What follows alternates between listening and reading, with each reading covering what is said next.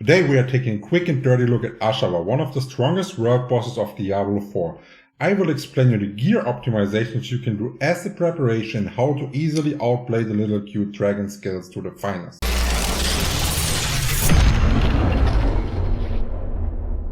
We are starting with the preparation of your character, which is especially important if you're a hardcore player and can't afford a single mistake. So first up, we need to know that Ashava is a poison-spitting bitch that wants our ass badly, and this fact determines our gear choices. So naturally, you want to have items that roll with poison resistance on them. Here a brief list of items that can actually naturally roll poison resistance. It rolls on helmets, chests, boots, and you can get all elemental resistance on the amulet, which obviously includes poison resistance.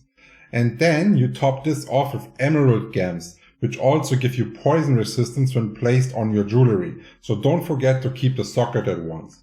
Now you finish it off by going to the alchemist and purchasing a poison resistance elixir that will pop right before the fight, and it lasts 30 minutes, so you're fine in this regard. Since we are already talking about gems, let's go deeper on your armor. You want as much health as possible, so you have more life to work with during a fight that has limited healing options. And any additional health points you will get will then also scale based on the poison resistance you have stacked up, so you would have to choose the rubies for your armor. Another option that's also viable can be the damage over time reduction from the amethysts, as one of the highest kill potential skills of Ashava is a dot. In your weapon, you can, if your build doesn't require a special gem, choose an emerald that gives additional damage to elite monsters.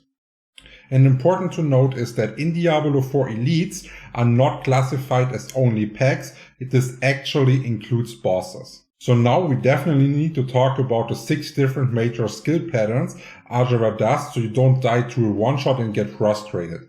Don't worry, if you know all of them, it's really easy to outplay the cute little dragon. So what we're having in total is the Big Bite, the Poison Spitting, the Double Down, the Swiperino, the Leap, and the Slam. And we will start with the Swiperino. And I'm telling you guys, if Ashava would have played Diablo Immortal, she would have won the swipe war easy with this skill. So first we need to analyze the body language of the boss so we know in advance when he does the swipe. So if we're looking a bit closer right here, we are seeing that he's lifting up his arm and moving it forward. And this is our indicator for the swipe. And don't dodge the swipe on the outside. You can see the area of effect is huge. It's all the way. It's almost the whole screen. And what we want to do is we want to stay right between the legs of Ashava, the back legs right here. We are taking no damage there, and we're having 100% DPS uptime, which is important. If you're dodging outside, you will not deal any damage, and you're dealing like a suboptimal dodge. You may survive, but yeah, it's not good for your team. So do you remember at the start when I said Ashava really wants our ass? Which is true, but the opposite is also true. We also want his ass. So if we're seeing right here, if we are up front, we are getting hit by the bite right there. And the only way to actually dodge it consistently is being at his ass and slapping at his ass while being right behind his both back legs. So overall in the whole fight, this is the safest position, being behind his legs in the middle. So next up we are having the slam. It's the attack he does the most often by far. And you can spot it by, if you're going there, you see how he did a little backstep. This is the body language you're looking for. You're looking for when he does the little backstep. As soon as you realize he does the little backstep, he will also spawn this little circle right here, which will indicate where the damage is coming. And you can just get out of there with space. Like, it doesn't matter which class. It's really easy to dodge, and you will always see it on the back and the little back movement he is doing. Then you will also have a little bit more time if you just look on the circle right here.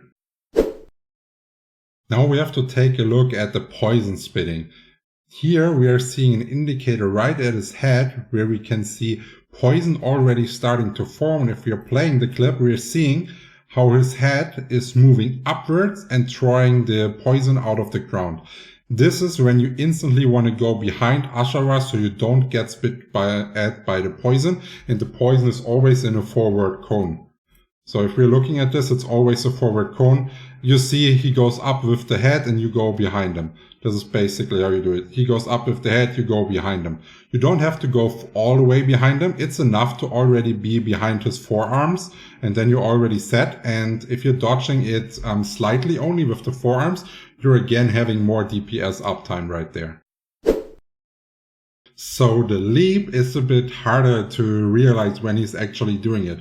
There's no real body indicator that gives you an advantage. Easiest is if you're looking on the height of the boss. So as soon as you realize that he's going up, you have more than enough time to dodge the jump with space. If you're a melee character, it doesn't really matter. You just want to try to get as fast as possible back to the boss to deal damage. And as a ranged character, you would use the spacebar to dodge it. So it's not like a big issue, the skill. Even if you get hit, it's mostly not a one-shot if you're geared. But yeah, as a melee, it's important to get back to it so you have your DPS uptime. So now we are having the final skill, and I called it the double down based on the KFC promo, because here he's starting to do a little backwards move with both hands. And this is basically the indicator. You can see it right here. He did a little backwards move with both hands. Now 2 circles are spawning, which are the damage indicators, but don't get fooled. It's not the only damage that is popping. So if we're going, he does the first damage. And then afterwards, he is doing a second row of damage in this pattern where he slices backwards.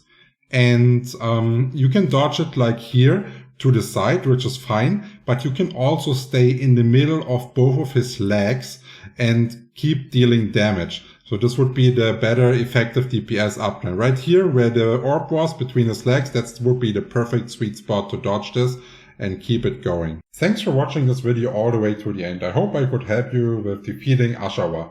If this is the case, feel free to subscribe and like the video. If you still have any more questions open, feel free to comment down below. I will answer for sure.